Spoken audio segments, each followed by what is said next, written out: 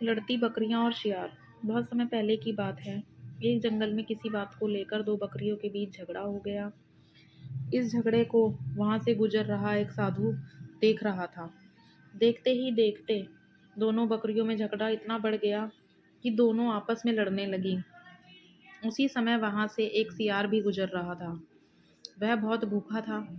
जब उसने दोनों बकरियों को झगड़ते देखा तो उसके मुंह में पानी आ गया।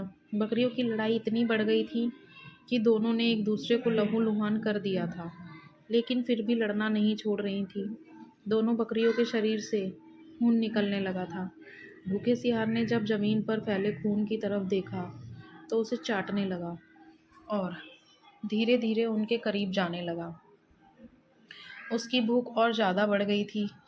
उसके मन में आया कि क्यों ना दोनों बकरियों को मारकर अपनी भूख मिटाई जाए।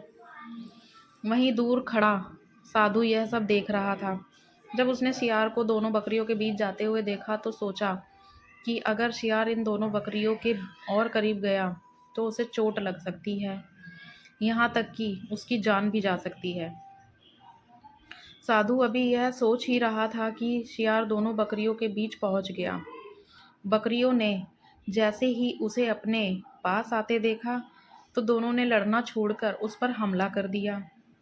अचानक हुए हमले से शियार अपने आप को संभाल नहीं सका और चोटिल हो गया। वह किसी तरह से अपनी जान बचाकर वहां से भागा। शियार को भागता देख बकरियों ने भी लड़ना छोड़ दिया और अपने घर लौट गई। वहीं साधु भी अपने घर की ओर चल दिया।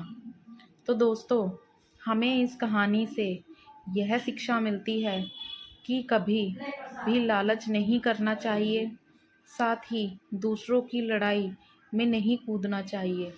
इससे हमारा ही नुकसान होता है। दोस्तों, अगर कहानी पसंद आई हो तो please like share and subscribe करें।